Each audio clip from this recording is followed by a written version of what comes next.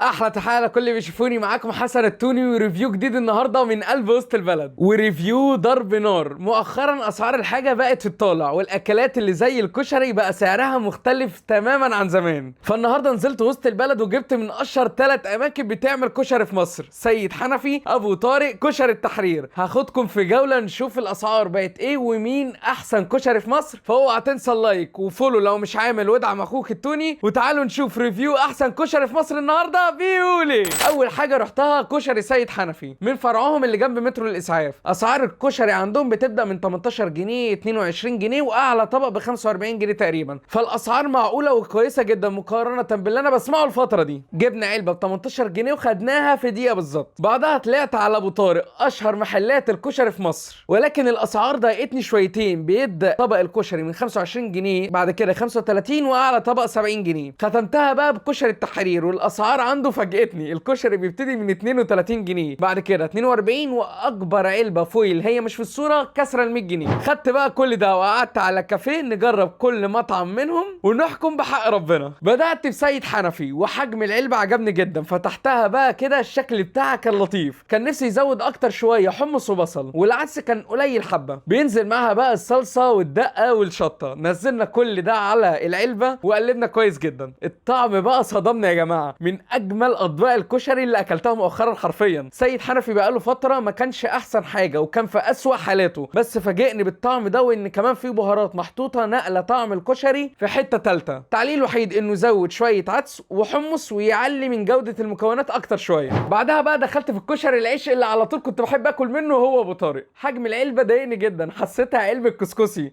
مش علبه كشري خالص. الصلصه محطوطه جاهزه من فوق في العلبه، وجاي معاها علبه شطه. لما طلبت منه دقه قال لي انها موجوده اوريدي. موجوده فين؟ انا مش شايف حتى الان. لما دوت الشطه ما فيهاش ريحه الدقه. العلبه كمان كانت في التقليبه صعبه ومش سهله خالص وهتقرفك. انا فعلا اتخنقت من كتر ما كنت بحاول اقلب العلبه كويس. خدت بقى معلقه في التانيه. عجبتني الصلصه جدا بتاعتهم، وطعم الشطه كمان تحفه، والمكونات كجوده وتسويه عالميه يا ابو طارق. بس فين يا معلم بقى البصل والحمص؟ ده انت واخد 25 جنيه في علبه كسكسي، مش مبرر ابدا. وكمان اكتر حاجه بقى نرفزتني بصراحه كده الصلصه. انت دليل لي شويه صلصه حرفيا لحسه، ما كفتش خالص العلبه اللي انت حاططها لي. فللاسف الحلو يا ابو طارق ما يكملش. بحبك جدا بس مش هضحك على الناس. اخر واحد معانا بقى هو كشري التحرير. حجم العلبه مش وحش خالص، ولكن سعرها كام؟ 32 جنيه. اول ما فتحتها بقى كده تتخض من كميه العدس. كانت حلوه وكتيره بصراحه. وقلبت اشوف المكونات وانا بطلعها، كانت كويسه، بس حسيت الرز مش احسن حاجه. بس قلت ايه الحكم بالطعم يا عم. التحرير مدفعك مقابل خدمه رايقه قوي: كيس شطه، كيس دقه، كيس صلصه محترمه، وكيس بصل كمان. حطينا كل حاجه بقى من اللي قدامنا في الطبق. اللي حبيته بقى ان كميه البصل كانت كتيره جدا، وهو مشهور بالكيس بتاعه ده. خدت معلقه في التانيه. جوده المكونات بتاعه الكشري ما عجبتنيش قوي. حسيت كمان في حاجه ناقصه سوا، غالبا كانت العدس. الرز كمان بالشعريه ما كانش احسن حاجه. الطبق متوسط جدا بالنسبه لي، وكمان ما كانش سخن قوي، على عكس ان هو اخر طبق انا جايبه اساسا. فقيمه مقابل سعر مقابل طعم في الشلاحات يا كشري التحرير. وبعد ما جربنا بقى ال3 اماكن، اقدر اقول لك بكل امانه وصدق انه افضل طعم وقيمه مقابل سعر وتروح تاكل وتتبسط من عنده هو كشري سيد حنفي. لو يظبط بس الحاجات اللي قلت عليها يبقى دمار في الخيال يا اخواتي. لو عجبك بقى الفيديو ما تنساش اللايك وفولو لاخوك حسن التوني، وقول لنا رايك ايه في الكومنتات، وجربت ايه وايه الطعم الكشري اللي انت بتحبه، وحابين مننا نجرب ايه الفتره الجايه. كان معاكم حسن التوني، بحر مسا عليكم.